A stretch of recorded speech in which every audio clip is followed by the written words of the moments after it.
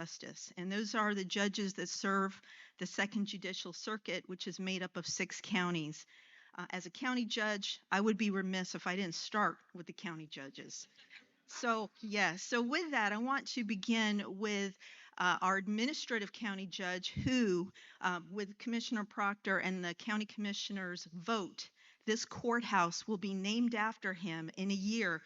Take, please, special recognition of Augustus Akins.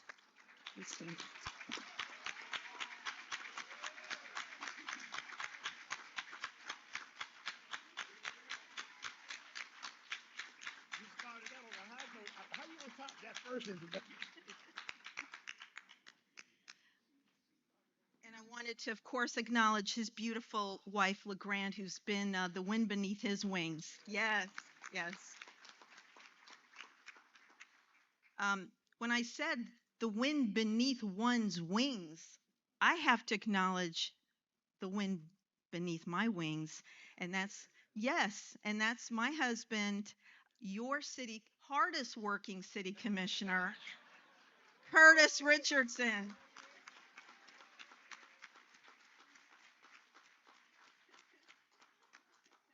I couldn't help that. I'm sorry.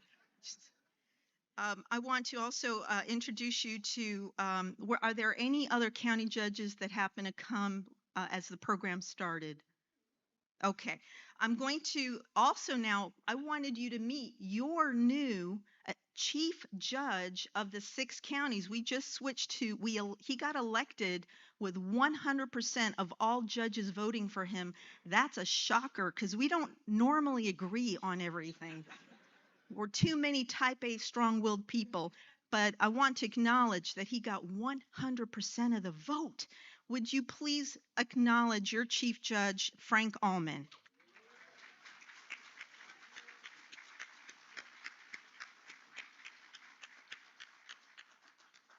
I also wanted you to acknowledge the administrative judge for civil, Judge Angela Dempsey. If you would please stand. And also the Honorable Tiffany Baker Carper, if you would please stand.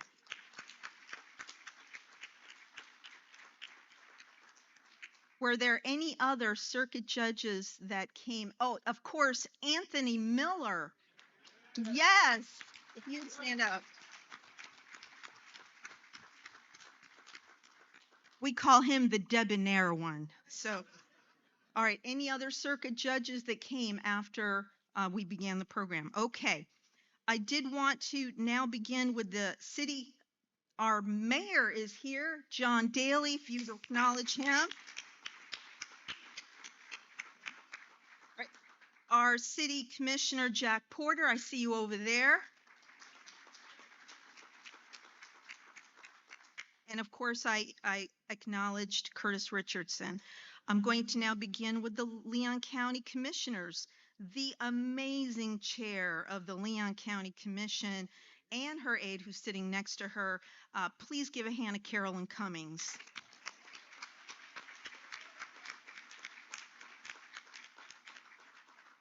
Also, other commissioners that are present, of course, let's give another round of Bill Proctor. He did help put this on. Commissioner Christian Caban, there he is. Mayor, we have a seat up here for you. Okay. Leon County Commission, Rick Miner. Leon Commissioner David O'Keefe, he's over here. Leon County Commissioner Nick Maddox. Okay, there he is. I'm going to acknowledge one of the two really hardworking people. Our state attorney of the Second Judicial Circuit, Jack Campbell. He's over here. And the elected public defender, Jessica Yeary. I don't know where there she is.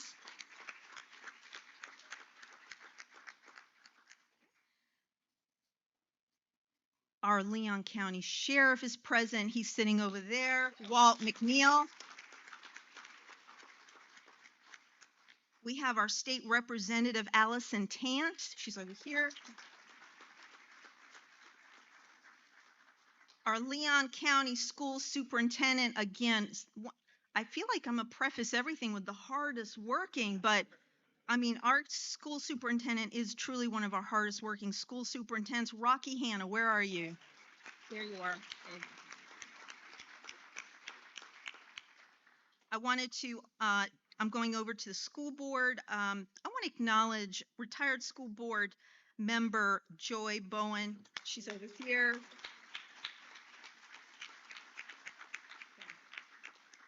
Leon County School Board Roseanne Wood, I see you over here. I'd like to now introduce you to Darryl Jones.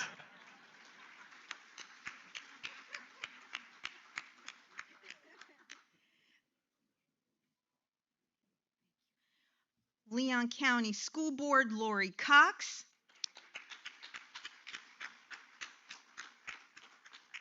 Now, I want to circle back to our commissioners because we have the beautiful Diane Williams Cox. She just arrived, hugging over there, the mayor.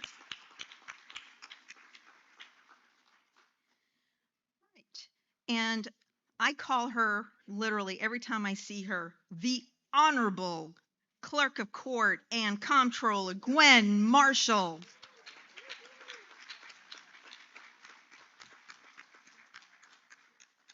We have with us, we're so honored he's here. What a year. Florida A&M President Larry Robinson.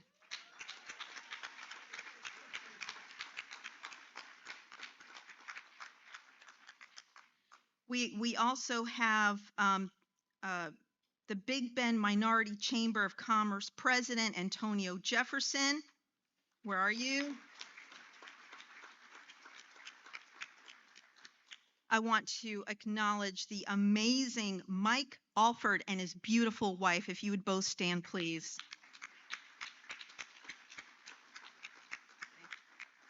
We also have Tiffani-Dawn Sykes, Athletic Director at FAMU, present with us this morning.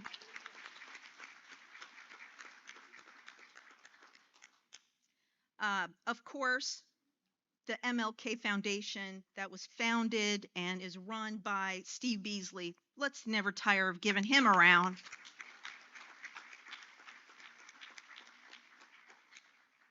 I would be remiss if I didn't shout out my amazing pastor, Reverend Julius McAllister. He's over there. Thank you. I want to acknowledge two individuals representing the Tallahassee Chamber and the Capital City Chamber, Sue Dick and Karina Tugger. I see you back there, if you would acknowledge them.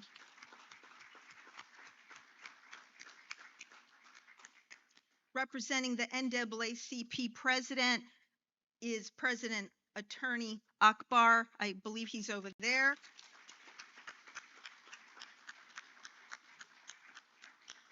I wanted to also acknowledge our former city manager here in her AKA pink, Anita Favors.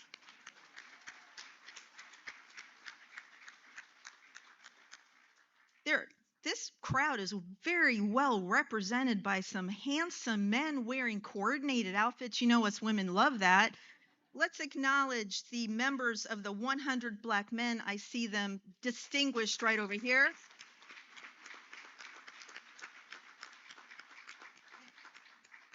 Also want to acknowledge the 220 Club. If you would please stand if you're a member of the 220 Club. I saw many of you here today. Could you stand and be acknowledged? Outstanding, outstanding. I want to also acknowledge retired Leon County School Board member Maggie Butler. Where are you? There you are. I know that session is going on, and we are very honored to have our representative, but are there any other members of the Florida legislature that slipped in when I wasn't looking? Okay. I am so happy to hear that from Gadsden County is Commissioner Neesmith that took time to drive over. Could he be acknowledged, please?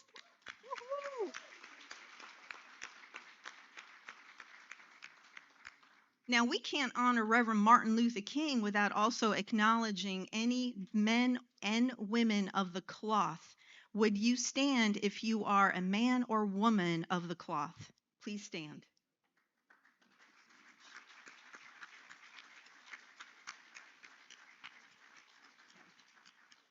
Well, I believe that I have recognized our many amazing people, but I want to just say that each of you present is an amazing person. Thank you so much for making Tallahassee the best city to live in. The reason that this is the greatest city in the state of Florida is because of the community, the sense of community that we have. And so thank each of you for taking time to be here. What a wonderful way to start the year to honor a great man. And let us continue to remember his legacy by our actions throughout the year. Thank you so much.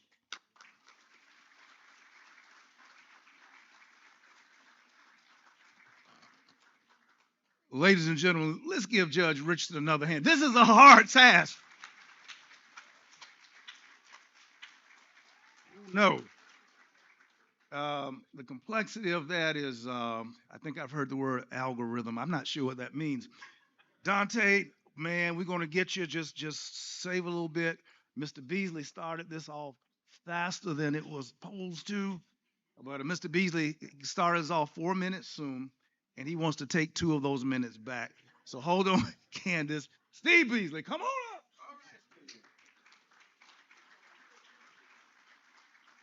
First, Mr. Mayor, we have a seat over here for you. Okay. I'm Steve Beasley, president of the MLK Foundation, and I don't supposed to be up here. I'm the person behind the scene. But I would like to say that the foundation was founded some 40 years ago by Dr. Marvin Davies, Reverend Miles, and Governor Bob Graham. And the original name of it was the MLK Holiday Observance. It was founded to work to get um, Monday a holiday. And we can't take the credit for it, but we did our part. Um, Later on, they named the Civil Rights Bill after our founder, the Marvin Davies Jr., Dr. Marvin Davies Jr. Civil Rights Bill.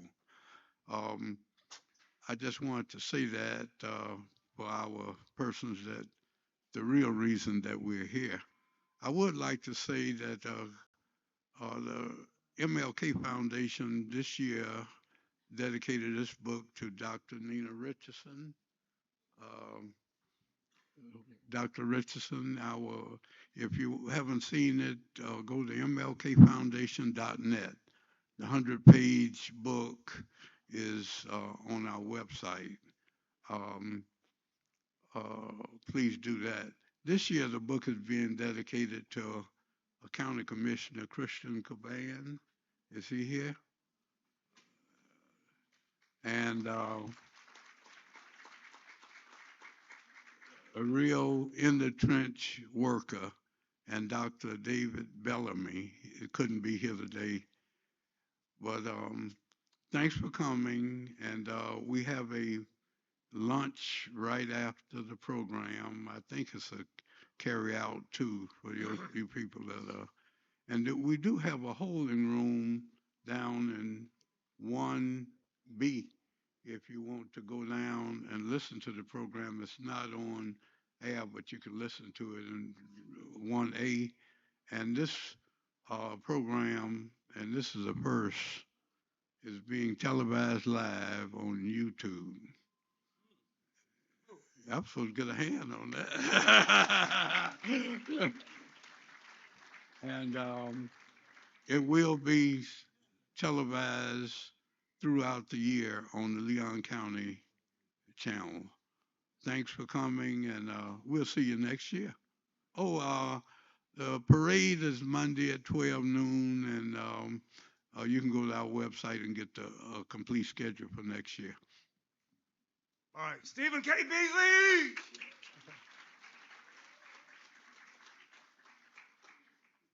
Ladies and gentlemen, because I got a good night's rest, I was able to see that far. I stayed at the Holiday Inn last night.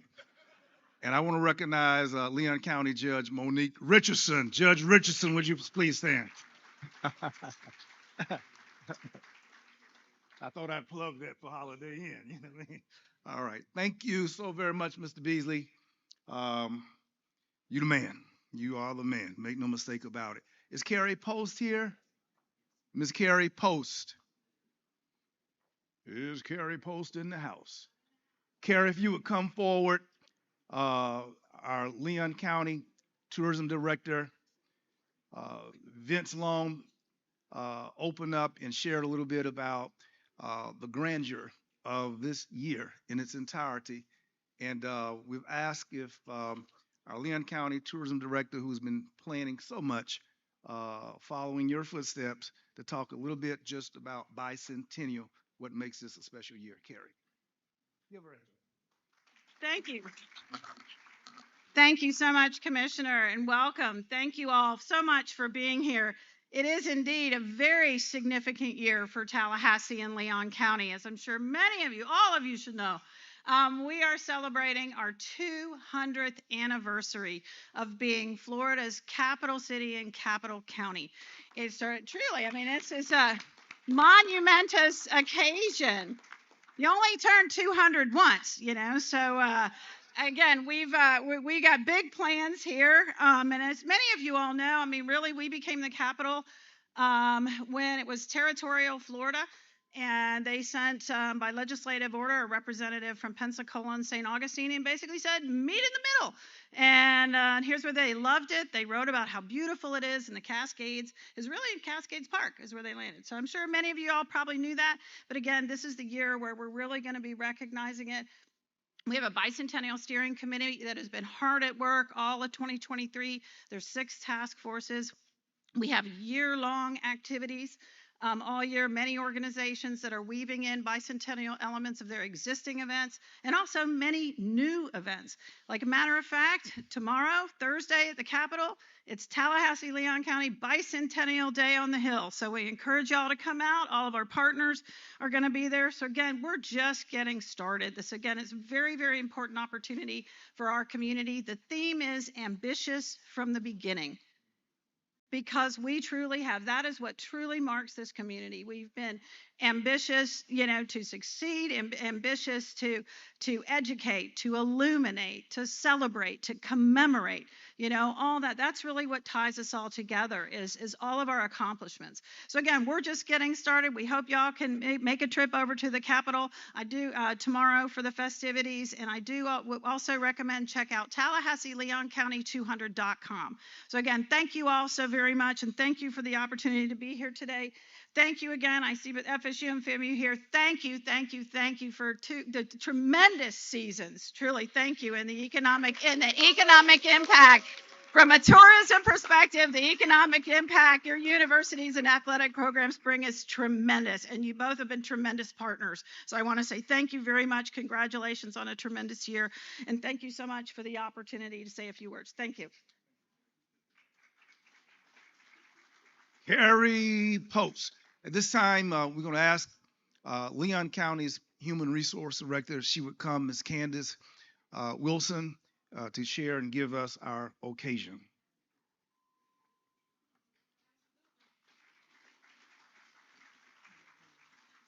Good afternoon. As we say in church, protocol has been established. Protocol has been established, but I certainly am honored today to stand before you and to offer the occasion for today. Ladies and gentlemen, and esteemed guests and cherished members of our community, welcome to this year's Martin Luther King celebration, a momentous occasion where we gather not only to remember the timeless legacy of Dr. Martin Luther King, but to also honor our educators who daily go above and beyond to ensure our children receive the best education possible.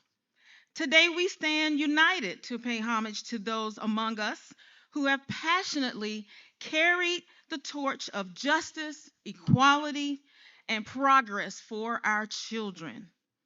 In the words of Dr. King, the time is always right to do what's right. Amen.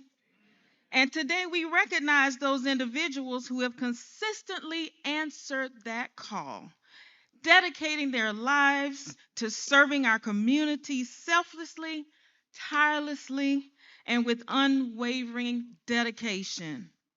Each honoree we celebrate today represents a beacon of hope, compassion, and inspiration to all of us. Their actions ripple through our streets, our schools, our community, our hearts, embodying Dr. King's dream of a world where character triumphs over prejudice and unity prevails over division.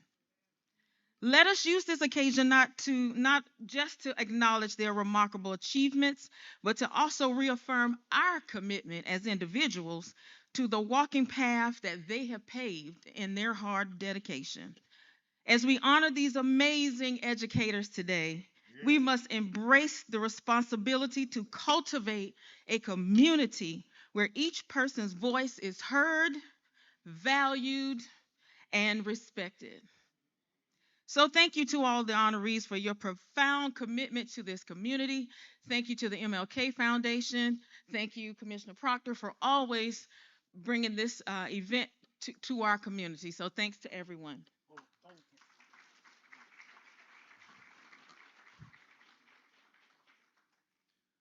Now, ladies and gentlemen, uh, 7 commissioners. We're the county commissioners again. Right? County commissioners, wave your hands. Now, this is the lady, because in our respective districts, the one thing that we get asked more than perhaps anything that's similar is, would you could you call the HR director to look out for my application? So I like to follow protocols, so I always call the county administrator because I don't get involved with staff. I mean, except for when I do, but otherwise I don't. But if you're interested in a job in Leon County, here she is, front and center, Candace Wilson. Don't be calling me like that, right, Ray? All right, Candace. Thank you so much. All right. Candace Wilson. Thank you. If you want a job, I'm not going to say that the judge has written anything in chicken scratch. Principles, it's just that I can't read it. Oh, yeah. Yep. Thank you so much, Judge. We've done so. Thank you. All righty. Moving right along, we want to ask a young lady who's from the Pineview Elementary School. That's your school in your district? All right, he's getting territorial there. Come on up, Miss Proud. Miss Sky Proud. Give her a hand.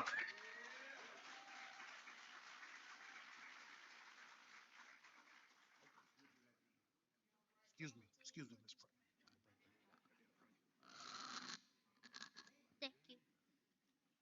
Good afternoon, everybody.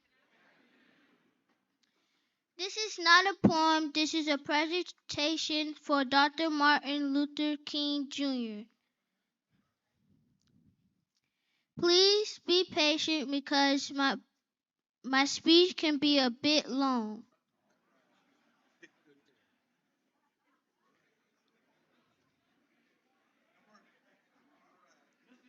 Mr. Jones doesn't have to speak to us at all today. Take your time. Dr. Martin Luther King Jr. was a courageous and tireless advocate for civil rights in America. He fought for justice and equality for all people. He fought to make Black voices heard amidst racism, oppression, and violence across this country. He faced continuous personal threats, harassment, and arrest before an assassin bullet took his life, but not his legacy. Among his many accomplishments, Dr. King oversaw the Montgomery bus boycott, organized nonviolent protests in Alabama, led the March on Washington, won the Nobel Peace Prize, helped organize two Selma to Montgomery marches for black voter rights, and highlighted racial injustice everywhere he could while advocating for nonviolent protests. We all know Dr. King lost his life on April 4, 1968, after he was assassinated on the balcony of the Lorraine Motel in Memphis, Tennessee. He had gone to Memphis to lend support to black sanitation workers who were protesting low wages and miserable working conditions. They were fighting for equal rights. What some people may not know, especially young people my age, is that Dr. King spent time in Florida with our local civil rights icons, Reverend C.K. Steele and family, Reverend Daniel Speed, Miss Laura Dixie and her husband Samuel Dixie Sr., and other members of our local Inter-Civic Council. Florida was a hotbed for inequality and racial violence against black people. Our state had the highest number of lynchings per capita during the first half of the 20th century. Mobs of white men attacked, burned, and devastated black communities in Ocoee and Rosewood. Carver Village in Miami was bombed in 1951, and Harry and Harriet Moore were killed in a bombing on Christmas Day in Milnes, Florida that same year. Jim Crow laws prevailed with discriminatory housing in sundown towns where black people could work inside city limits but had to leave before nightfall. Over the years, Dr. King led and helped develop civil rights activists or foot soldiers of the movement all over the state of Florida. Marches and protests for civil rights at sit-ins at whites-only restaurants, businesses, swimming pools, and beaches increased and began receiving national attention. As we honor and salute the man whose courageous actions led to historic civil rights changes in our state, it is important for all of us to know how he effected change in Leon County and Tallahassee. It was here where Dr. King's own movement was energized by courageous actions taken by students from Florida A&M University and Florida State University. It was here where in Tallahassee where two students, Wilhelmina Jakes and Carrie Patterson, refused to give up their seats to white passengers in 1956. It was here where two students, Priscilla and Patricia Stevens, created a Tallahassee chapter of the Congress of Racial Equality, CORE, at FAMU, where they taught other students the strategies of nonviolence, such as going limp at a time and of rest.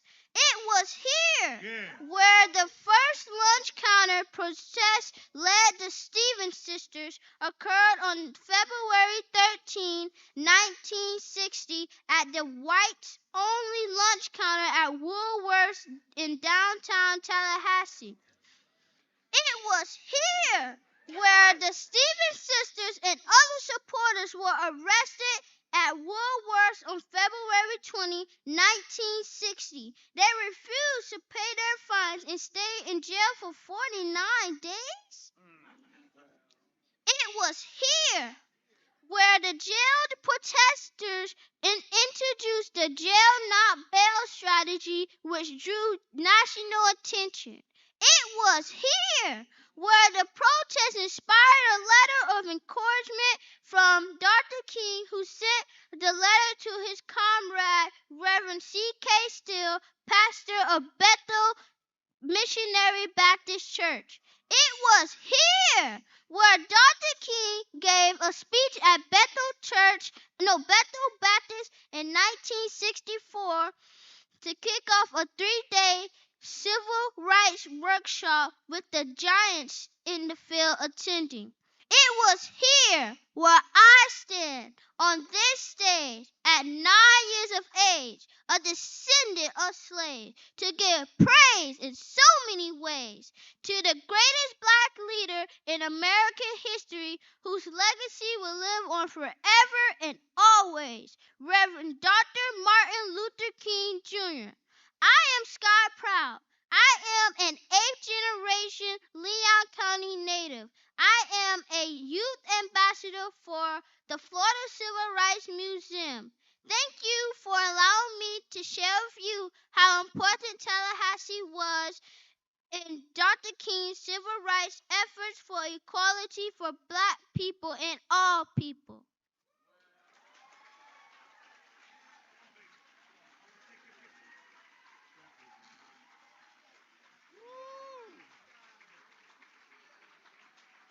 Come on, Darryl.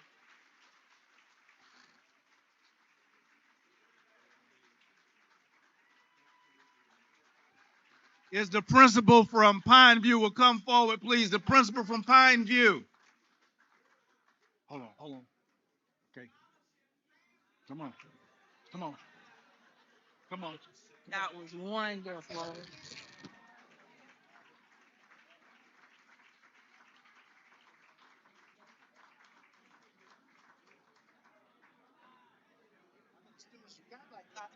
They're all like this. They're all fantastic. You did a wonderful.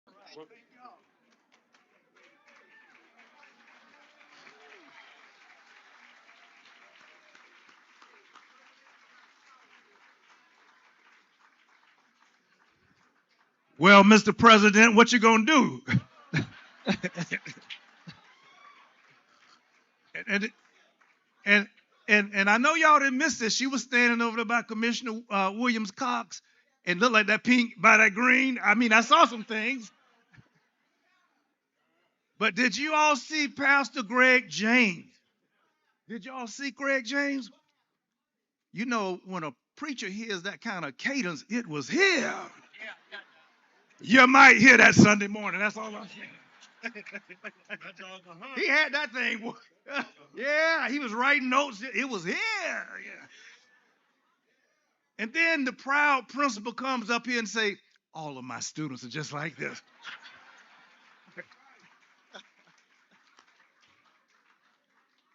And then school board member Jones says, well, you know she's in my district. Golly, that's all right. It was a wonderful, wonderful moment. Indeed. Mother,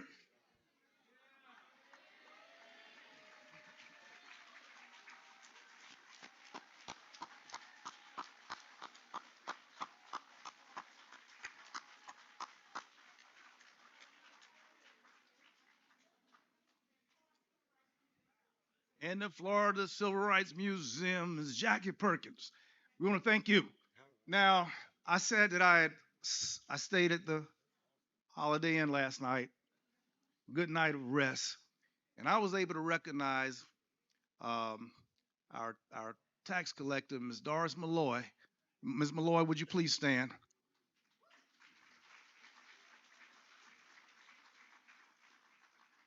That's what a good night of rest will do. You recognize things. This time we will be favored with an introduction coming from our at-large Leon County Commissioner, he who has the second longest tenure among county commissioners, Mr. Nick Maddox.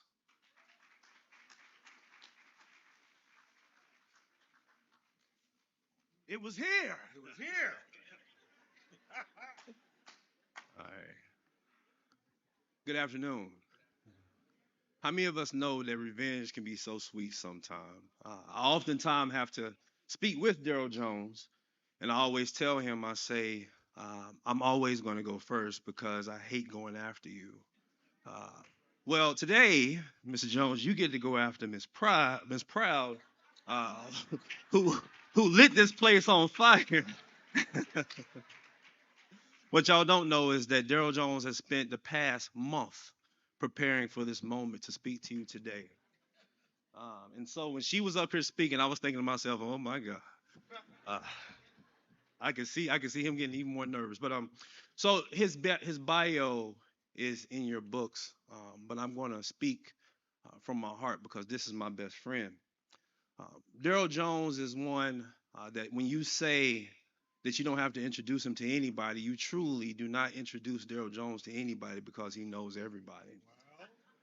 And to know Darryl Jones is to love Darryl Jones. And for those of us who are really, really close to Darryl Jones, knows to know Darryl Jones and love Darryl Jones is also at times to be a little bit annoyed by Darryl Jones.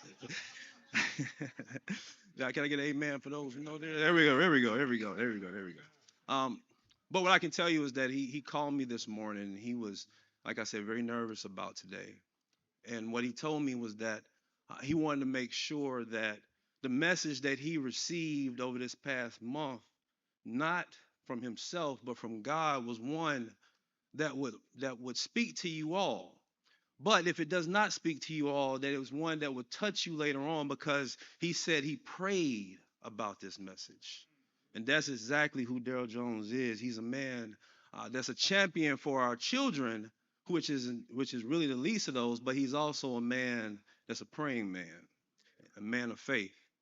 And so as I step down from this podium to give him an opportunity, because Commissioner Proctor said to me, "Ain't nobody come to hear me."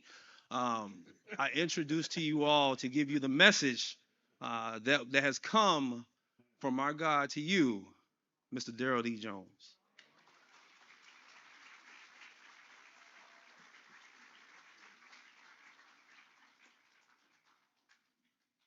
It was here.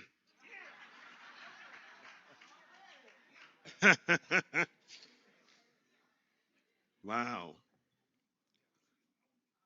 Get you.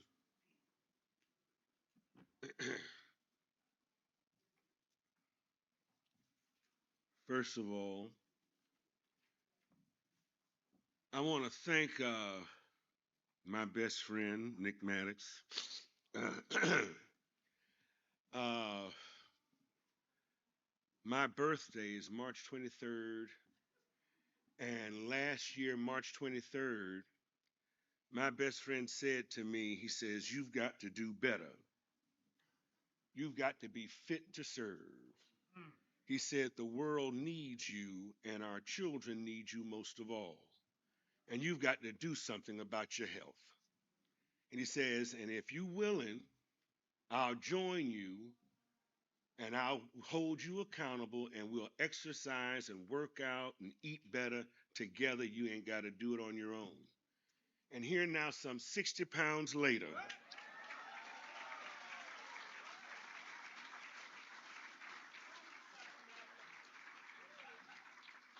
an A1C that was through the roof is now down to 7.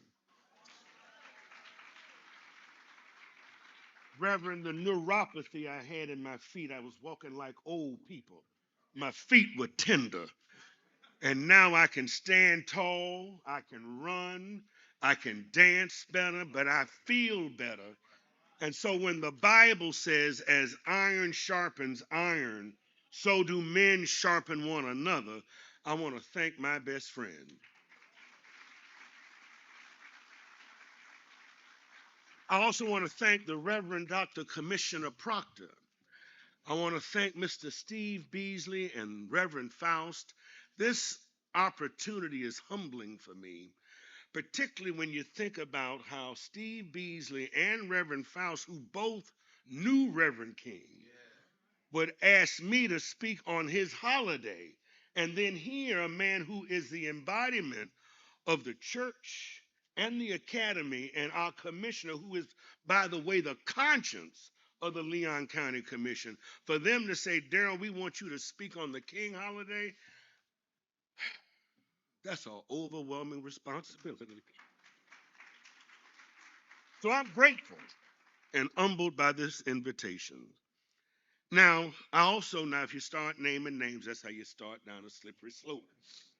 Allow me first to acknowledge my colleagues on the Leon County School Board, the Honorable Chair of the Leon County School Board, Ms. Roseanne Wood, and my newest colleague, Ms. Lori Lawson Cox. I have to acknowledge, I think it was Dr. Robinson, I think it was Sir Isaac Newton, the great scientist, who said, if I have seen further, it is because I stand squarely on the shoulders of giants.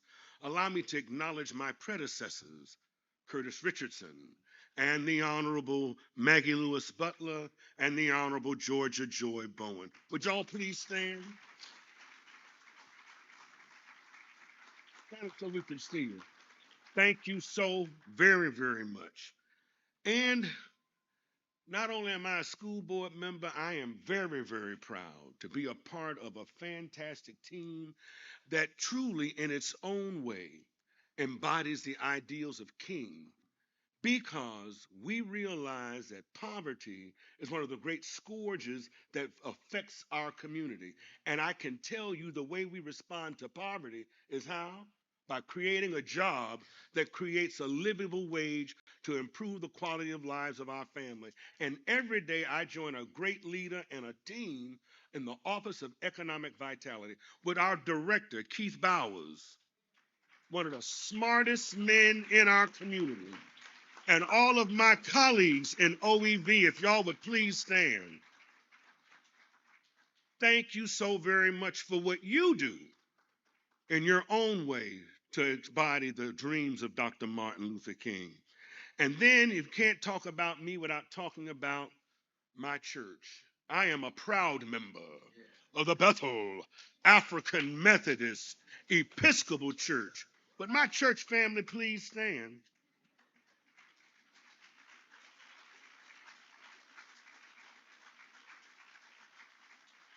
And I serve the greatest pastor in all of African Methodism, the Bishop-elect, the Reverend Dr. Julius H. McAllister Jr. I say Bishop-elect because the best is yet to come for him and his aspirations. And I am defined by my preparation, made possible at the Florida Agricultural and Mechanical University. I am a Humphreys era rattler.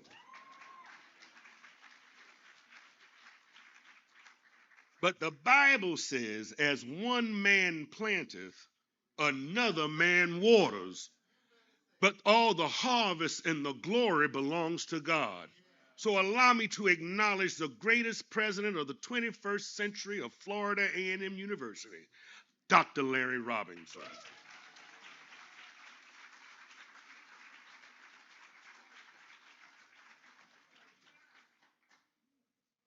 It's your birthday.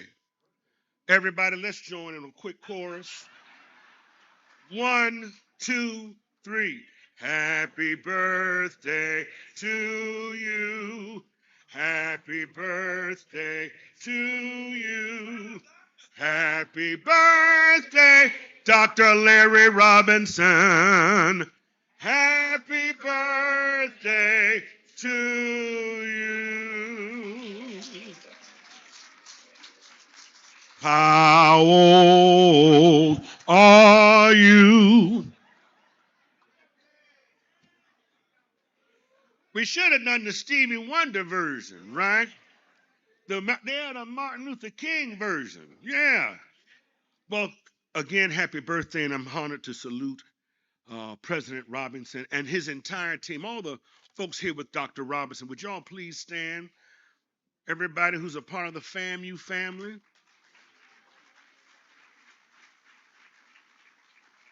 Thank you, thank you.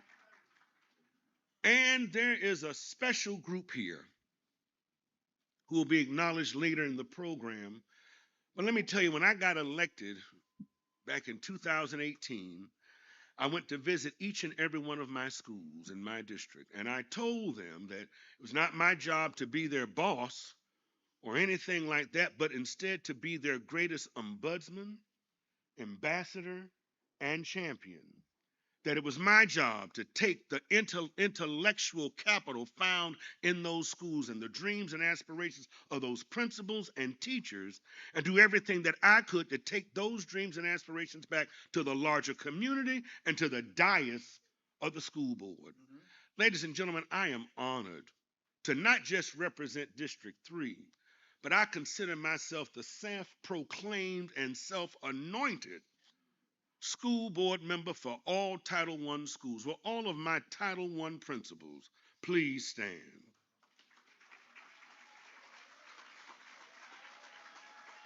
Y'all give them a round of applause. Yes, give them a round of applause. These extraordinary leaders, my granddaddy said you can either be a thermostat or a thermometer. Thermostats merely measure temperature, but thermometers set it. In spite of the trauma and oftentimes the challenges that our children come to school with, coming from working class families, these principals and the teachers that they lead and the staff that joins them in serving our children, they set the temperature on high and on excellence, and they make certain that they create an environment where our children are loved first and taught second. And that's what makes these Title I principles so extraordinary. That little girl you saw, let the word go forth. The Mecca has moved south. And it's in our Title I schools. Y'all give them a round of applause.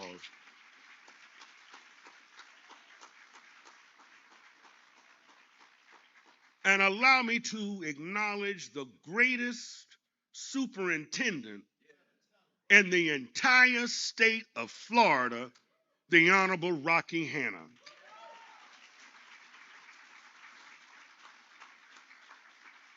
When he was elected in 2016 and 2018, regrettably, a great number of our schools were D's and F's.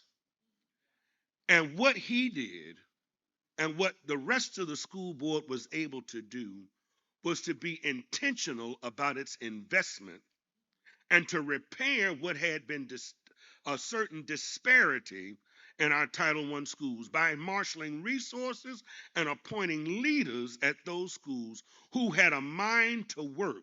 That's Nehemiah, y'all, who had a mind to work in an extraordinary way and then would enlist the community to be a part of changing the culture found at our Title I schools. This superintendent was the one who made the intentional investment, not just in K through 12, but knew that he had to make an investment.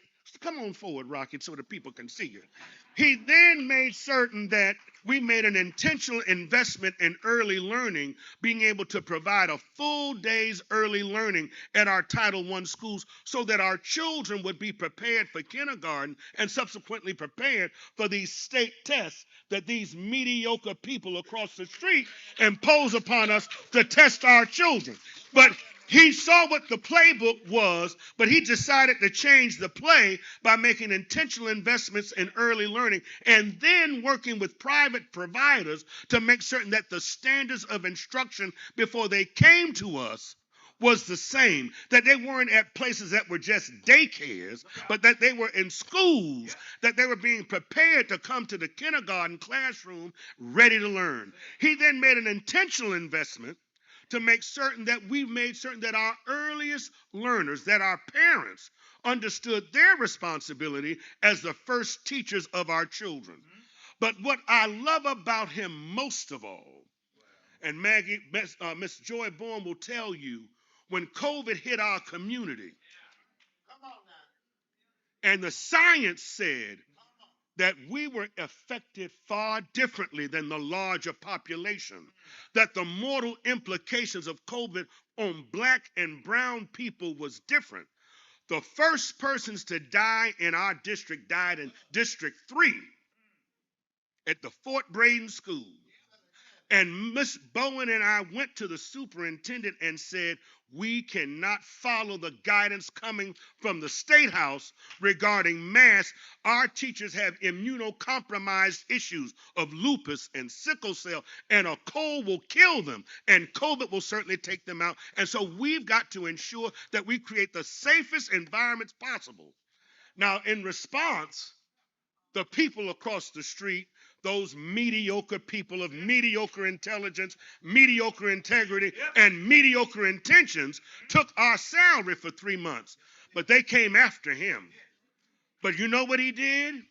He stood on the wall to make certain that our children were safe, our teachers were safe. So I want y'all to join me in acknowledging our superintendent of Leon County Schools, the Honorable Rocky Hanna.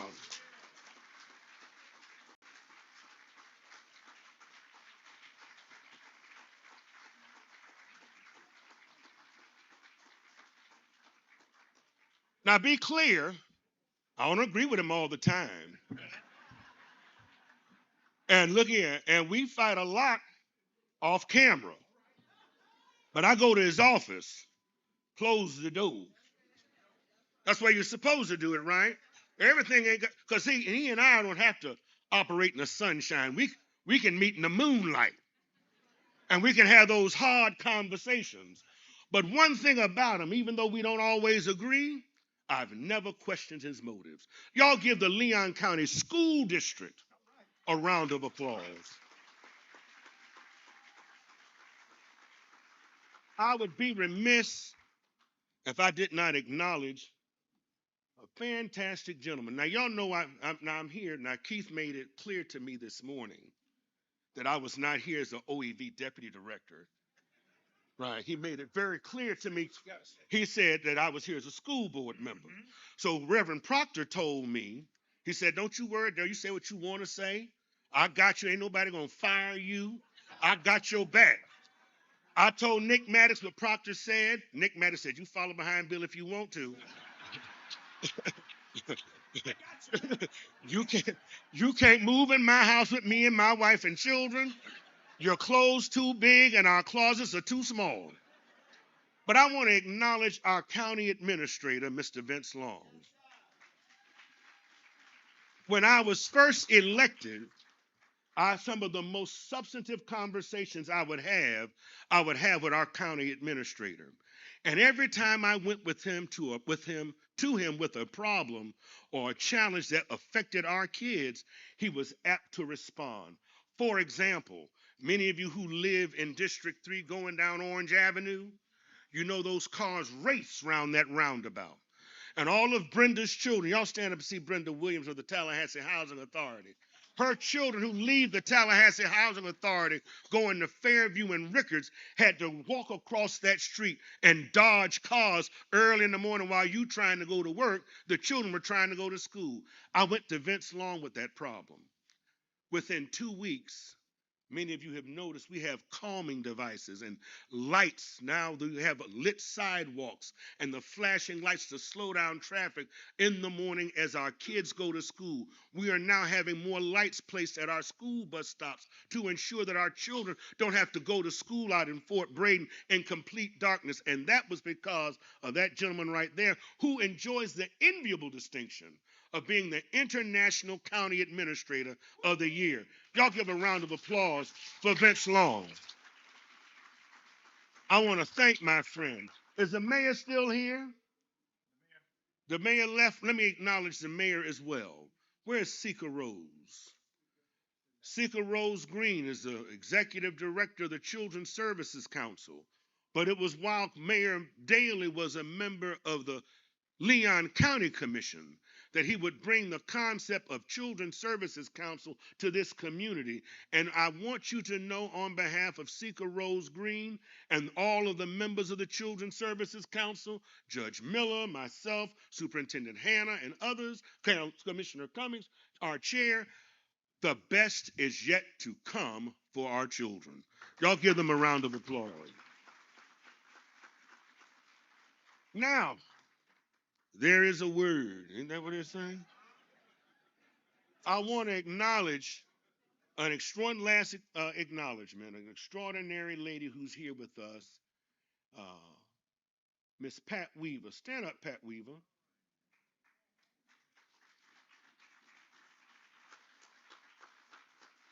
Many of you don't know this, but it was 50 years ago. How many?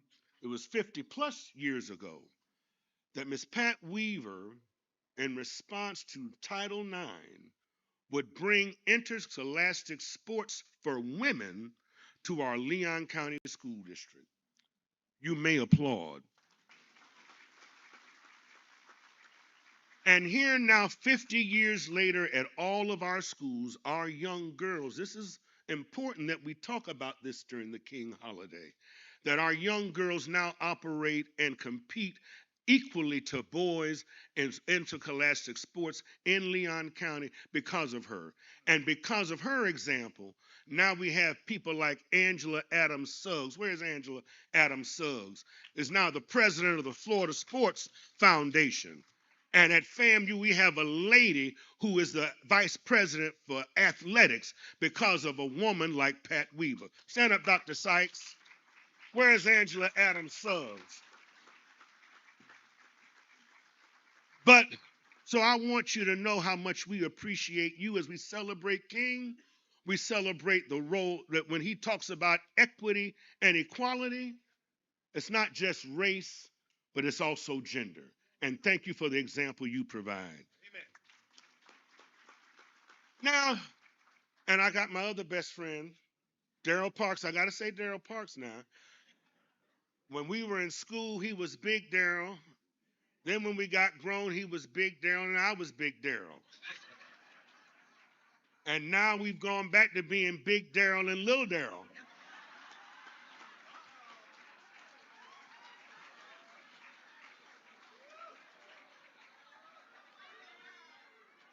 In case you missed it. But let me tell you, when I came to college 35 years ago, Colonel Bernard Delano Hendricks made us friends. Our shared struggles made us best friends. And over the years, his constant example and support of me has made him family. And 35 years ago, I wanted to be like Darryl Parks.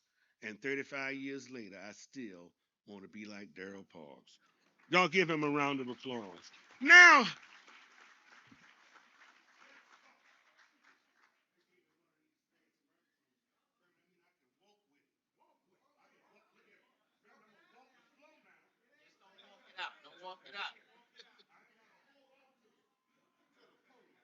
is it on? Yeah.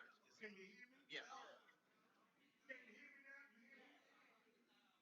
So let's talk about the King holiday, like Christmas.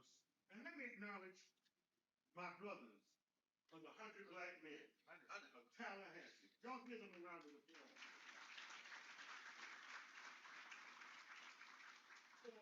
For nearly 3 decades, these gentlemen have been involved in our schools on a weekly basis, modeling manhood for our young people. Y'all give them a round of applause. We know as a culture that it takes a village.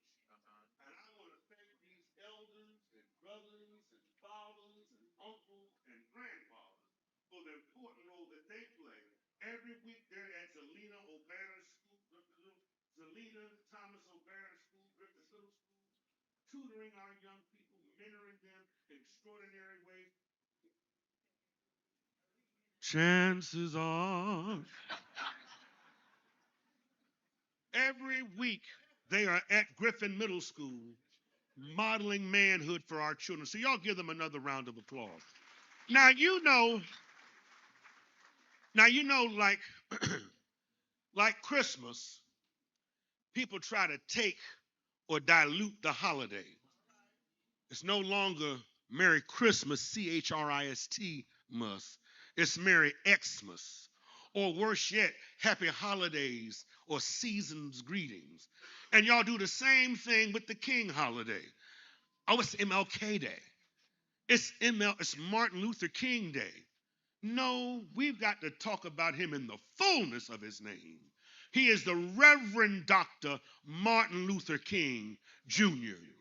Because to not say his full name and title is to somehow diminish his calling and his credentials. His calling and credentials are emblematic of what we know to be the connection between the two anchor institutions found in our community, and that's the church and the schoolhouse. It's not just that he was called, but he was prepared. He reminds us of the connection between the ecclesial and the academic. That's why King was so important. So when King would go to Alabama, although there had been civil rights activists for decades before him, when this extraordinary man of an extraordinary calling, Reverend, and an extraordinary preparation came to the community, they would then make them their leader so that he would be able to go forth and bring forth a message that the people, regardless of all walks of life, could understand and appreciate. It was his prophetic voice and his preparation that prepared him. And we know this to be true in our community. How many of you remember a great man, Moses General Miles? I remember Moses General Miles not only as a pastor, but he too represented the academy, dean of students, founder of the FAMU Foundation. And I remember him famously articulating, I cannot teach what I do not know. Y'all remember? I cannot lead where I do not go. Therefore, I'll study the word. This man, this extraordinary man, is emblematic of what we also see in the conscience of the Leon County Commission, where the academy and the prophetic come together. The reason he's able to speak truth to power, because not only is he prepared, but there's something special on the inside. What does the Bible say? You don't hear a lot of Bible because he's a Reverend Dr. Martin Luther King. Greater is he that is in him than anything we find in the world. King was special because he understood that, because he had seen that time and time again in the community where he lived. In Atlanta, where you have historically black colleges. But he had also seen, much like what we see here in our own community. Do you realize, you might not have known this, Rocky, but the very first superintendent of public schools in Leon County was a black man named Charles Pierce. And what we did, think about this culturally speaking. When we came out of slavery, the first thing we did was what? We organized churches and we organized schools. Those folks were made of sterner stuff. They realized that they had an obligation following emancipation of formerly enslaved people, that they knew they had to educate them. But they also knew that they had to find out more and learn more about the God they had heard about in stories as a liberator and an emancipator. They might not have known Abraham Lincoln, but they knew God. And that is why they came together under their own vine and fig tree. And then they went and had a mind to work, like Nehemiah said, and then would start their own schools. They didn't wait for they didn't wait for the powers that be. They didn't wait for the powers that be to create schools for themselves. The Primitive Baptist Church, the AME Church, all of these churches were started in the 1860s and subsequently started schools. The oldest HBCU in the state of Florida is Edward Waters University, started by the AME Church. Then you have the Baptists who would start Florida Memorial. And then through the Freedmen's Bureau and the land grant system, we then create FAMU in 1887. And you know why? Because here, following Reconstruction, for as diabolical as slavery was, the larger society knew that they had a responsibility to educate these recently emancipated people, or otherwise we'd create a permanent underclass. And so even slave plantation owners would put schools on their former plantations to educate the slaves and to equip them with skills. Why was this important? Because they knew that they had to help those people to be able to live their larger life. King says that the response, and this is going to be about what King says, not what Darryl says. King says that the responsibility of education is to not only instruct, but to also create great moral character. That's why the churches were vitally important, because it was the churches that would help to create that curriculum. I'm old enough to remember when you went to church on Sunday morning, the same guy who might have been the janitor at your school was Deacon Jones on Sunday morning. And so there was a seamless energy. The man who was a principal might have been your superintendent of your Sunday school. And the cafeteria lady might have been Mother Witherspoon, right, on Sunday morning. And so there was a connection for you from the schoolhouse to the church house and in the larger community that was concerned about your education. And they did not take excuses about what other people didn't do. They saw the responsibility as being theirs because they realized that they were equipping them not just through instruction, but through good moral character. You don't believe me? Think of this. Teachers were the standard in our community. Teachers, at one time, Rocky, represented the middle class back when we valued education and providing appropriate compensation for those who taught us. Now, this problem has harangued the state of Florida now for decades. But when we started our schools back in 1869, the Freedman School, the original Lincoln High School, how many original Lincoln High School graduates do we have here? Y'all stand up, all our original Lincoln High School folks. The great generation, y'all. Now, the reason I know this is because I got this book. This book is Power from Within, a history of African American education in Leon County, Florida, written by Miss Altamise Barnes and the good folks at the Riley House. Is Miss Barnes here today? I'm happy to let you all know that School Board Chairwoman Roseanne Wood, our superintendent, and I are purchasing 51 of these books to ensure that every one of our schools has this book so that our children might know the history of the African American presence in our Leon County schools.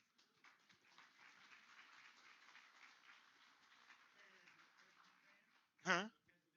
No, it hasn't been banned, but we're going to make sure they're there. Oh, okay. And we're going to pay for it, aren't we, Roseanne? And Lori, if you want in, we'll take your money too. And this book is made all the more special because it's dedicated to my aunt and uncle, Freeman and Thelma Lawrence, who, when I was a freshman at FAMU, they would take me under their wing at the Bethel AME Church, and they were a very important part of my academic, social, and spiritual maturation. So let's hear it for Altamise Barnes. Let her know that we're buying 51 copies of this book to place in all of our schools. So they understood the church, the connection between the church house and the schoolhouse. And let me tell you why this is so important for us now. Do you realize that the very first commissioner of education was a black man, Robert Meacham? Charles Pierce was our first superintendent. Those of us from Bethel know those names because those were the same men who would also organize the Florida Annual Conference that would create the Bethel AME Church in 1865. This book reminds us of the important role that the primitive Baptist church has played in creating schools. Those schools were important to our community because they existed in the neighborhood where the children lived. And so subsequently, there was that sense of community across our community for those schools. King famously said the goal of education is to teach us to think critically and to include intelligence and character. I can remember my own grandmother. I was my mom when she had me, when she had to go back to school. My great great grandmother was the one who raised me. So that means I remember when Victor Newman met Nikki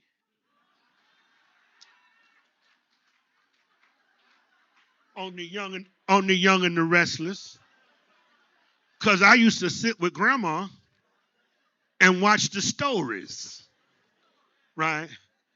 I, and I remember going to school, and my grandmother had a saying for everything. So when my friends would get sick in school, Reverend, and get the chicken pox, I tell them, don't worry, it ain't always the leaning tree that falls.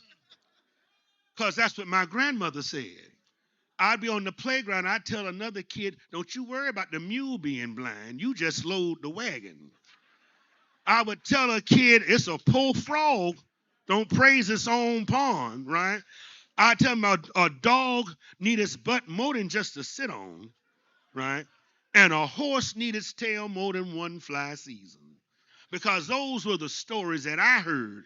That was a part of my education. And her favorite one, I'm too old a coon to be run up a tree by a puppy. Oh, you can't take a mule to the water, but you can't make him drink. My grandmother, but let me tell you what was also important about my great great grandmother. My great great grandmother in her 80s was present at every school meeting I had. And my mom did the same. When we talk about education and character, my mother saw herself as a partner with the teacher. When King talks about that, there is parental responsibility that must be discussed as we talk about the role that these principles play. Yes, it is in loco parentis, in place of the parent, but it is in cooperation with the parent. If the teacher, my mom, when we go to school, my mom had the same speech every year, and I'd stand there and hold her hand. If you have any problems out of Darryl, because she knew me, you have any problems out of Darryl, feel free to call me or bust him in his mouth. And I'd look at the teacher, I wish you would hit me. But my mom believed that if the teacher, it wasn't her job to come to the school, cuss the teacher out about the teacher not wanting you to have your cell phone in the class. You tell that teacher I paid for the phone. No. My mom and my grandmother saw themselves as partners in education. And that and in esteeming leadership, as King describes, we were creating a culture of people who understood to respect the authority of the classroom and to respect the authority of the teacher. He also says, famously, that in education must enable one to sift and weigh evidence, to discern the truth from falsehood, the real from the unreal, and facts from fiction. History and culture are indeed important, and education is a great equalizer and the great emancipator. I want to acknowledge my colleagues again, Maggie Lewis Butler and Joy Bowen. Because of them, Leon County Schools enjoys the extraordinary distinction of being an exemplar district in the integration of African American history in our curriculum. That was something they made possible. And let me be very clear that this lesson also go forth. I think there's nothing wrong with people acknowledging their predecessors. We didn't get to where we are by ourselves. There were sacrifices that were made by people whose names we may or may not know, but we should, every chance we get, acknowledge them. You may applaud. And because of their example, we would then take it a step further. When Leon County, when Nick Maddox and Carolyn Cummings and Bill Proctor would designate May 20th as a holiday and give all the Leon County employees a day off in our schools, because you know we We have so many days. What we decided to do was to ensure that on May 20th, all classrooms, all teachers are teaching from a curriculum designed by Ms. Altamise Barnes on May 20th that teaches our children about Reconstruction. We don't care what they say. Those mediocre people of mediocre minds and mediocre intelligence and mediocre integrity, we're going to teach African American history in our Leon County schools. What did he say? I cannot teach what I do not know. I cannot lead. There's sun right there where I do not go. Therefore, I'll study the word. Finally, King would also, this is a part for you, Keith, one of the things that he said about education in response to what were riots and a discontent, he says it is important that we save education. It's not about burn, baby, burn. It's about learn, baby, learn, so that you can earn, baby, earn. That's the role of education. Rocky will tell you, Roseanne, Miss Cox will tell you, Miss Woods, Miss Bowen, Miss Butler, when we stand on that stage and we welcome our graduates across the stage and we shake their hands and we ask them, what's next? Regrettably, far too many of our children shrug their shoulders. They don't know what's next. They don't know what options they have. Some say FAMU, some say FSU, some say Harvard, some say Yale. But far too many of our children have not made choices. And so what we have done, and we take this on as a school board and as a superintendent, as principals, we realize that it is our job to educate parents on all options. We remember that when we had our former schools, even in one-room schoolhouses, there were industrial arts and home economics, and people and our young people were learning trades in those same classrooms. Well, it is important that we equip our young people. Every kid may not want to go to college, but every kid deserves a living or earn a job, be prepared for a career that gives them a livable wage. If we fail to do that, we have done them a great disservice. If we have them for 12 years and they walk across that stage not knowing what's next, that indictment is on us.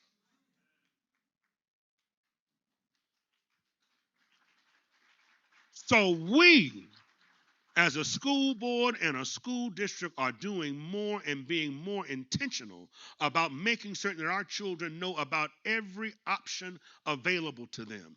And that one of the first things we did was change what used to be Lively Technical Institute to Lively Technical College, such that everybody would know that you can still go to college and still be prepared to go into the workforce.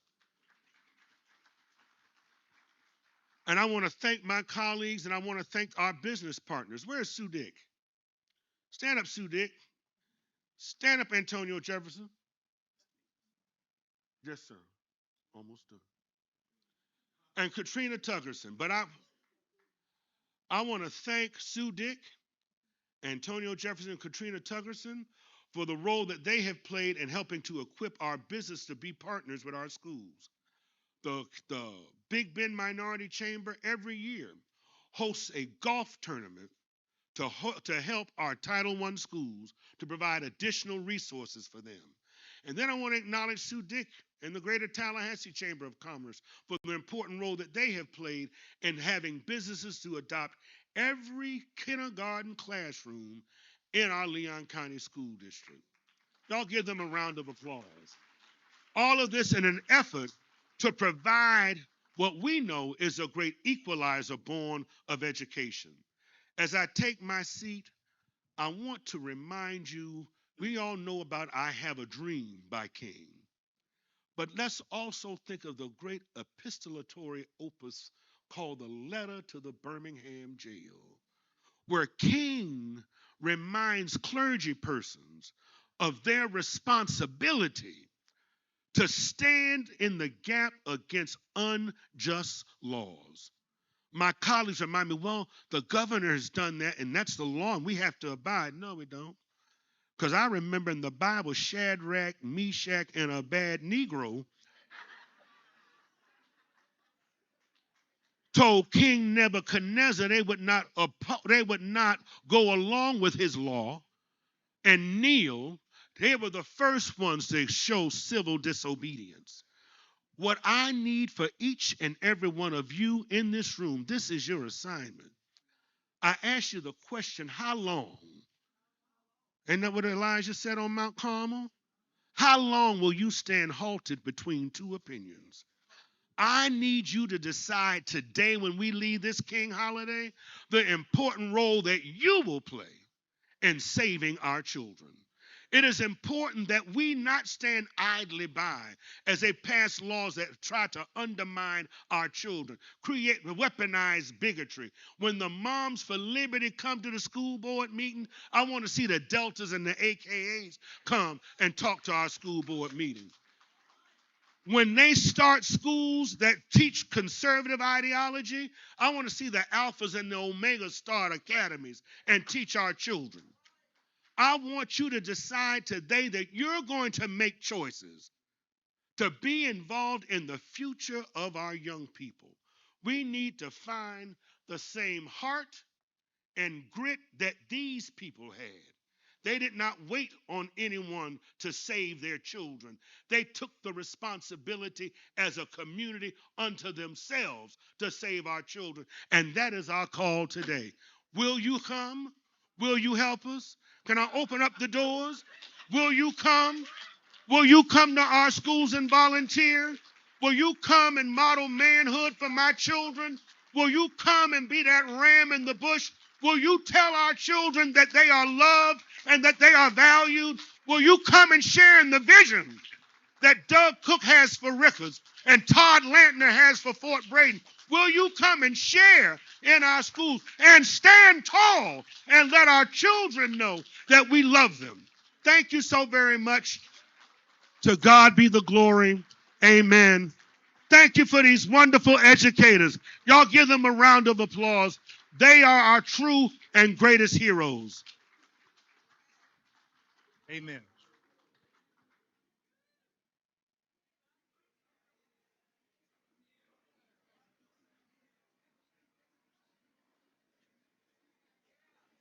All right. Let the church say amen. We want to, Reverend McAllister, do y'all have a robe that will fit this preacher? He is ready. He is ready. This is absolutely his first sermon. And I have to say that if there's a motion, thank you. And we're going to send him to our quarterly conference. Initial stages of itinerancy. Preacher. Thank you so much. Ladies and gentlemen, let's give Brother Jones another warm applause. We want to move quickly now because far be it from me to stand between you and a good plate of groceries. We want to ask if Athletic Director Tiffany Sykes and Athletic Director Michael Alford would please come at this time. Want to ask if Katrina Tuggerson will come, Mr. Jefferson, Ms. Sudik, if you would please come from Chambers. Okay, all right. Got theirs.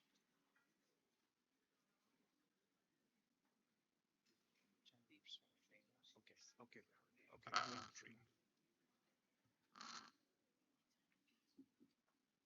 Where's Sue?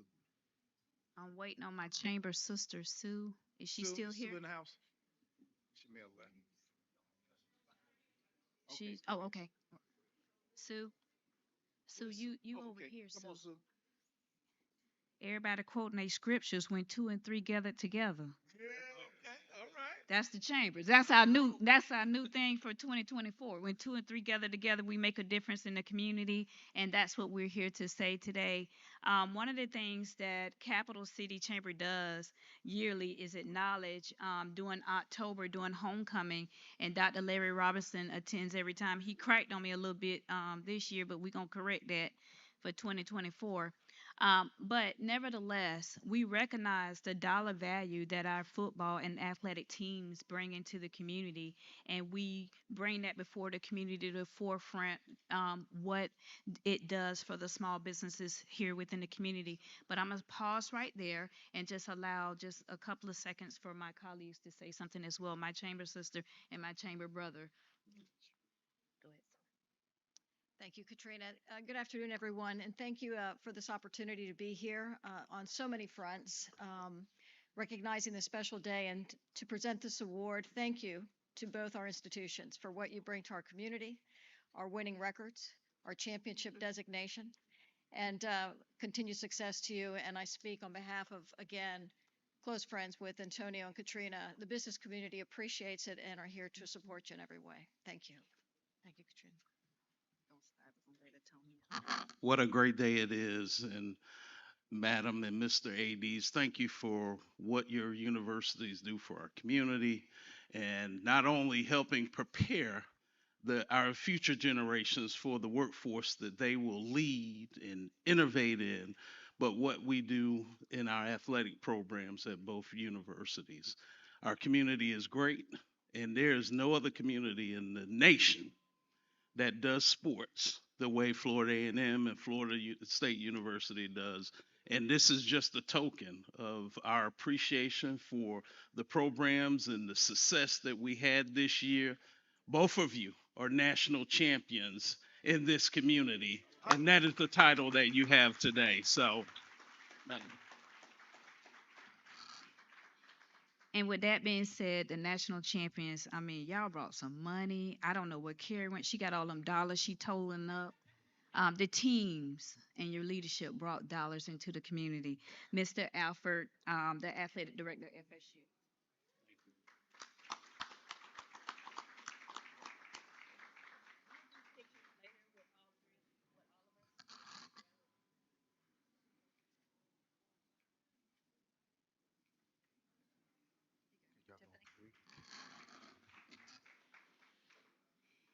Miss Tiffany, where you running off to? What an outstanding first year for you to come into Tallahassee, our community, and get this award, the athletic director, and help support and take FAMU all the way to the national championship, which, you know, hats off to you, Miss Tiffany Sykes.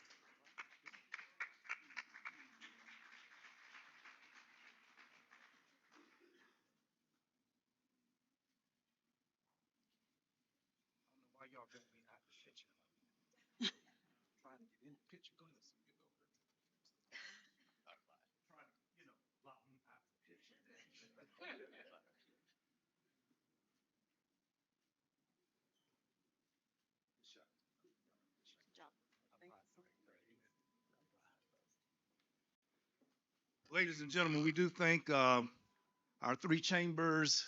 Their names are all attached to that plaque.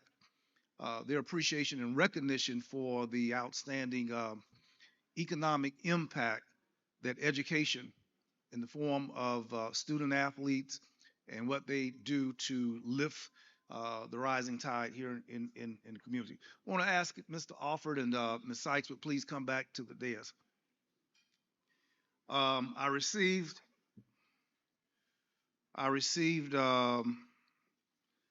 this text message this morning. Good morning, Bill. Please stump for me and congratulate everyone. Can't shake this flu. Was hoping I felt better this morning. Thanks for thinking of me, Jim. Jim Henry is the sports editor of the Tallahassee Democrat. It has been his idea that our community gives strong affection to the success accumulated by both our football programs, but as importantly, all sports programs and the ways in which you affect our economy. So Jim Henry was going to present this award, but texted me and unfortunately is not going to be here. For the Community Championship Award, the Martin Luther King Foundation of Florida, Inc., celebrating 38 years of service, presented to Michael Alford, Florida State University Athletic Director, 2024 MLK Day. Mr. Alford, God bless you. We thank you for what you do.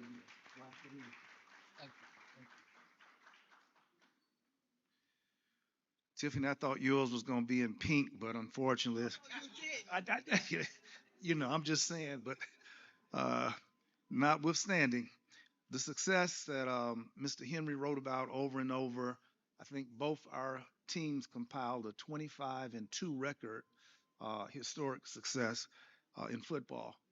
But can you all tell us some of the other championships um, following this presentation, the cumulative impact of sports and what you do with the plus 60,000 students, 70,000 students who comprise our population?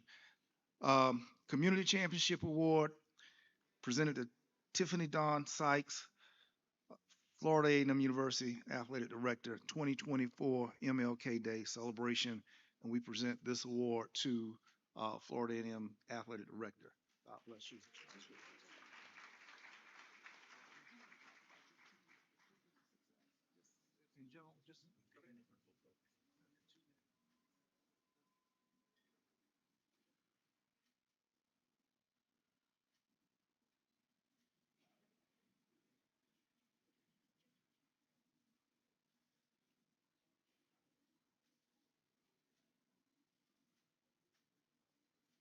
Very good. All right, Mr. Beasley has canceled the talking and said, let's get on with the walking. We're going to follow the boss's orders. Moving right along, we want to ask now if the 100 Black Men, Dr. Ray Mobley and the ICE Foundation, attorney G.C. Murray would come forward.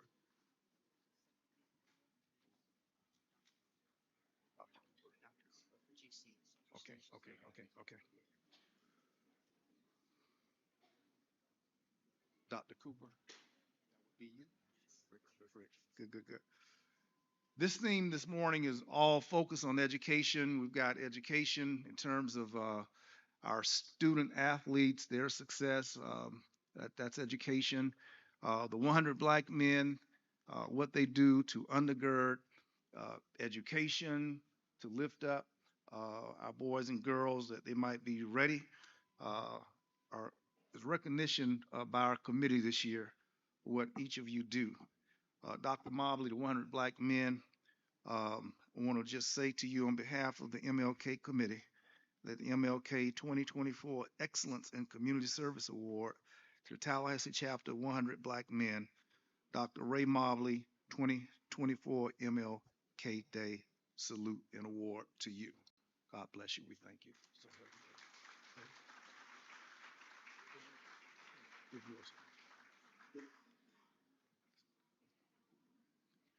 Dr. Cooper is accepting on behalf of Mr. Attorney G.C. Murray and Dr. Cooper, the great work that the ICE Foundation does, the support of back to school, Thanksgiving giveaways, the Christmas share, and other noteworthy events which undergird the development of our children and their success in education.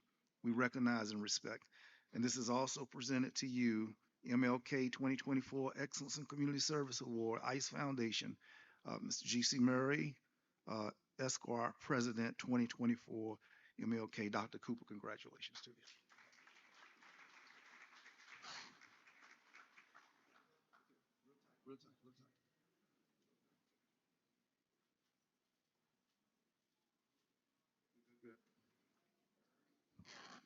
All right, Lil D and Big D, y'all hugging over there? Lil D and Big D, I see you. Now you don't want to fall off the wagon with that New Year's resolution. I saw a study, Dr. Robertson, the other day that most people within 6 weeks of making New Year's resolutions, within 6 weeks, they done fell off the wagon. I didn't make one this year. I'm all right. All right, Rachel.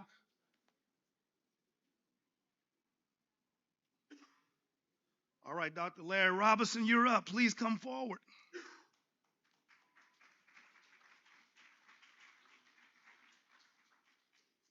Um, Brother Jones has made such a tremendous comprehensive sweep, integrating the role of Black church, Florida A&M University and other HBCUs, public schools. The leadership has been provided historically.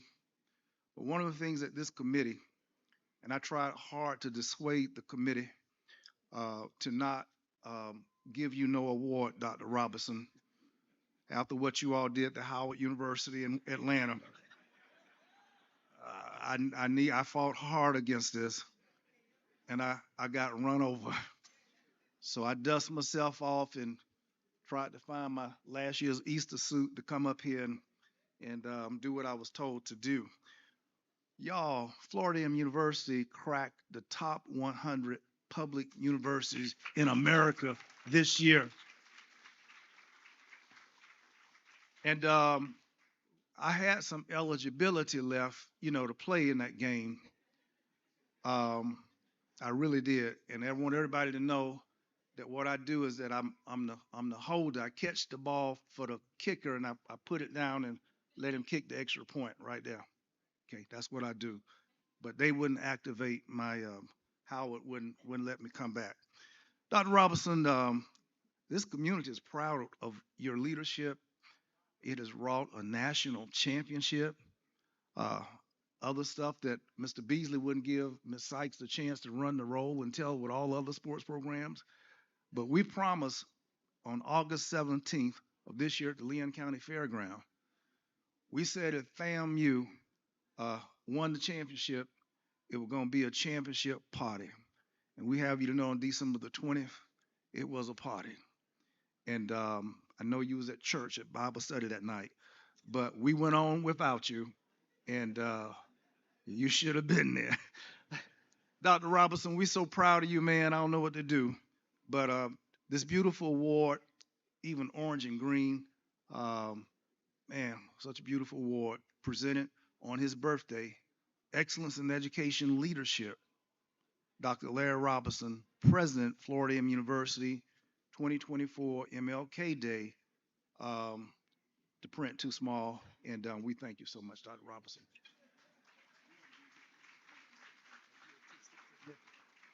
Mr. Beasley, Dr. Robinson has cracked and brought this HBCU into the top 100 of all universities in America. We just got to let him say, he don't take that long, 2 minutes now. He took a lot of time in Atlanta. Right. Thank you so much, Commissioner Proctor and Mr. Beasley and the foundation, not for acknowledging me, but for acknowledging all of the great work of the Rattlers who are here, as well as those who are back on campus, our students, our alumni, around Leon County, the state of Florida, and the world. It's really my honor to accept this on their behalf. I do want to say a little bit about this football game that he referred to. I know it's inappropriate to talk about this on such a sacred time as this, but had you been in our box at the Celebration Bowl in that first quarter, perhaps the first half, you couldn't shut somebody up, right? Now, he's up there eating our chicken wings and hot dogs, free, by the way, and I hope there's no penalties for that, Leon County. But in the second half, I came back up after halftime. I said, where's Bill Proctor? Where is Commissioner Proctor, right? He disappeared. But anyway, I do want to thank you on the behalf of all the Rattlers everywhere. And I do want to acknowledge all of those who are in the room. With all the Rattlers in the room, y'all know what we do. The Rattlers will strike and strike and strike again. Thank you, and thanks for coming out to my birthday party. All right, Dr. Robinson, hold on.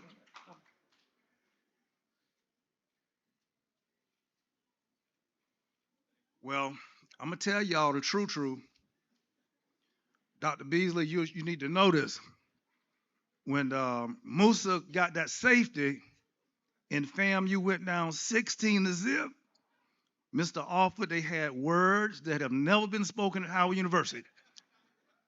It was words that, Brother Jones, you couldn't say in Bethel AME Church.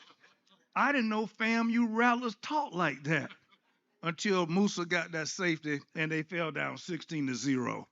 But it was a good game. I learned a lot of new, English that day, and Lord have mercy. Congratulations to FAMU. All right, that was the hard part, giving it to Dr. Robinson. Now for the easy part, we want to ask if Member Jones and other school board members, if you're here, and Mr. Superintendent, if you please come. We are extremely delighted this year to recognize our Title I school leaders as the legislators are gathering. Uh, we recognize the season of just sheer survival. And we want you to know that we know the challenges, but we appreciate and value all that you lend. So those things being said, uh, we underscore and support all that you've said. We want to call the roll. Rachel, can you please assist us? Beasley got ADD. Come on, Beasley, don't let everybody know you got ADD. You can't sell in the courthouse, you get in trouble. All right, Rachel, wasn't it a mic? This work? Okay, this is what we want to do. Hey, how y'all make it work? Darryl?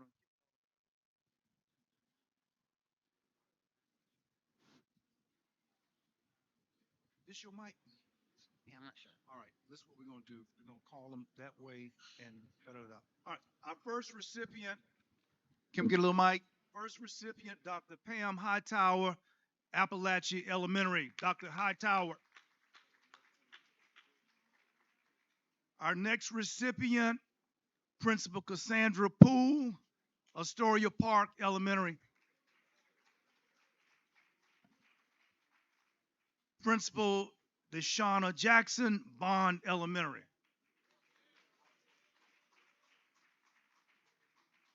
Principal Rusty Edwards, Fairview Elementary.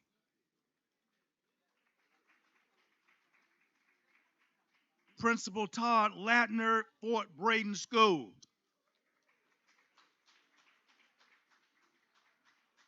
Principal Desmond Cole, Garby High School. Principal Zelina O'Banner, Griffin Middle School. Principal John Olson, Hartsville Elementary. Dr. Benny Bolden, Nims Middle School. Dr. Jasmine Smith, Oak Ridge Elementary. Principal Carmen Connor, Pineview Elementary. Principal Doug Cook, Rickards High School. Principal Maurice Stokes, Riley Elementary. Principal Shannon Hare, Rudiker Elementary. Principal Shannon Davis, Sable Palm Elementary. Principal Demetria Clemens, Sealy Elementary. Principal Amy Elvis, Second Chance. Principal Sylvia Williams, Springwood Elementary. Principal Amy Elvis, Success Academy. Dr. Lisa Murr, Woodville School. Principal Ahmet Timmel, Tallahassee School of Math and Science. And Principal Priscilla Vaughn, Renaissance Academy. Please give our principals of the Title I schools a wonderful round of applause.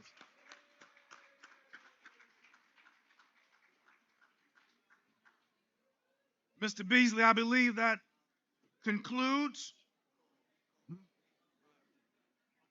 Okay. He's not. I'm gonna do it. He's not gonna be here. Testing. Let me tell them. All right. Two announcements. Class, children, please know that on this particular Monday, that there will be the NAACP We'll start at 9 a.m. at the CK Steel Plaza and march to the Capitol starting at 10 a.m., where Dr. Tiffany Packer, Chuck Hobbs, and Darryl Parks will be the keynote speakers. Mr. Beasley. Okay, you gotta get your attention on your serving of food. We have a carry-out box. We have a carving station. You can go through the buffet line. Mr. Proctor is gonna bless the food. Lord, for these and all the blessings that we've shared today, please bless and keep and make this food nourish our minds and bodies. In Jesus' name, amen. Amen. Amen.